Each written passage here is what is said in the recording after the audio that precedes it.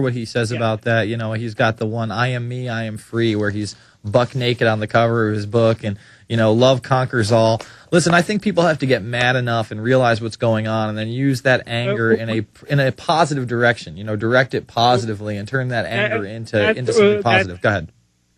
That's called righteous anger. I mean, we have to be indignated at what's happening, and we have to resist, and we have to stand our ground. Mm-hmm. But in terms of hating, especially with infighting, when you caught one person in the Patriot movement making a mistake, and then you call them a Freemason, a Jesuit, a reptoid, from Planet Pop-Tart.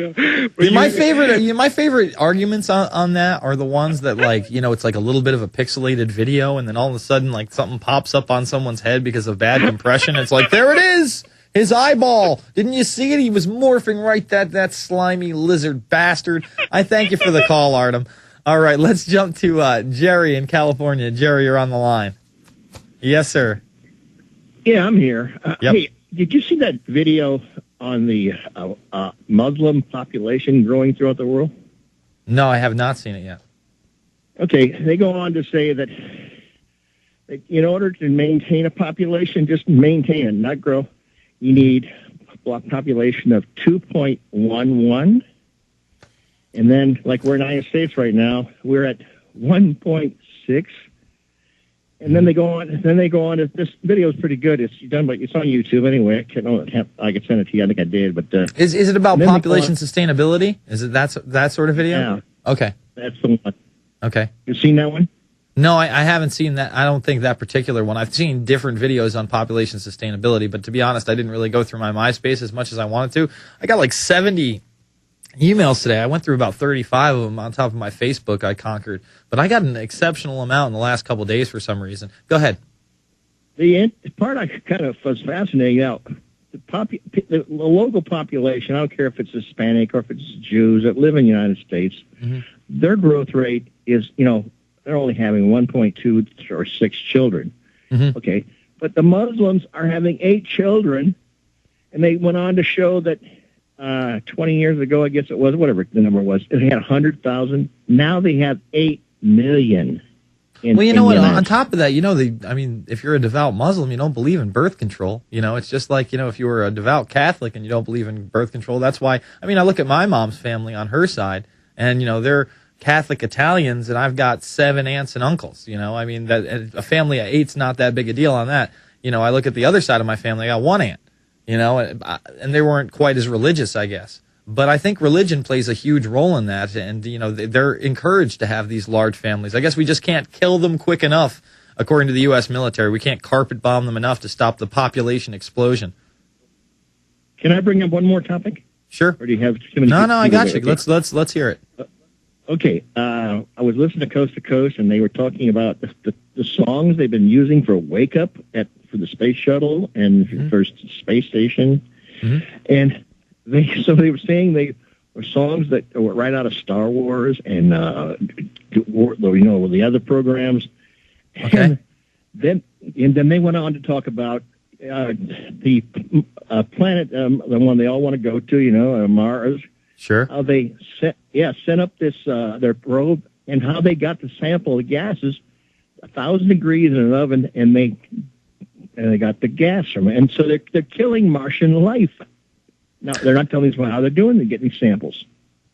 Well, I'd have to look into that more. I'm not quite sure. I know that there's a space mission going on. I don't know much beyond that. I was watching C-SPAN the other day, and they had the crew on the television, and the woman had her hair poofy. That's all I know right now. I thank you for the call, Jerry. Yeah, I don't know it all. I don't follow everything. I try to follow as much as I can from the news wires and whatever, but I kind of lost him. Did you lose him at the end there too, Paul? I was like, he was talking about space samples and, you know, temperatures and how they were able to get stuff from Mars. But I know they've had like land rovers there. I didn't know that, you know, they were on recovery missions and bringing them back to big space stations. I'm out of the loop. I'm out of the NASA loop for the most part. You are as well, yes? No, I knew about that. Oh, you did know about that, actually? Yeah. I'm all about the stars. You know, we've had plenty of cosmic conversations. All right. Let's go to Zach. It's Seth in New York. Seth, you're on the line, sir. Hey, Jason. Thanks for waking me up. loose change really, that was the linchpin for me, man. Cool, man. But these two guys in the Bronx, just, when was it, yesterday or was it today? 2 days ago now, yeah. Who supposedly wanted to blow up, what did they want to do? Apparently they were going to blow up 2 synagogues, 2 Jewish temples, and they were also going to shoot a plane out of the air with a rocket launcher. Oh, my God. Does this have anything to do with that meeting in Greece that just ended?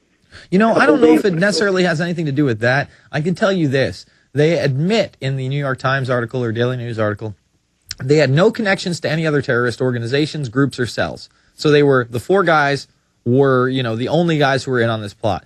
2, they were all petty criminals. 3, they all had borderline retarded IQs, okay? 4, they couldn't even get guns, man. They couldn't even get guns. The FBI informants are the ones that made the fake bombs. They could have never got explosives materials. They provocateured this into existence to, fearmonger the terrorist threat one more time. Along with those jets that flew over a couple weeks ago. Yeah, with the Air Force One photo op. They did show one photo about that. I don't know whether it's real or not, but the White House did actually release one photo of Air Force One in front of, what is it? I guess it was the Statue of Liberty. But then again, why did they have to fly it through downtown Manhattan? I mean, you can fly it over Ellis Island and around Ellis Island without causing a massive citywide panic. Oh, Jason Bermas, psychological warfare doesn't exist. Seth, I thank you for the call, my man. We're going to go to Zach, Kevin, Kurt, and more. The call line is 866-582-9933. We'll be back after this. It's the Infowarrior with Jason Bermas, prisonplanet.tv, Infowars.com.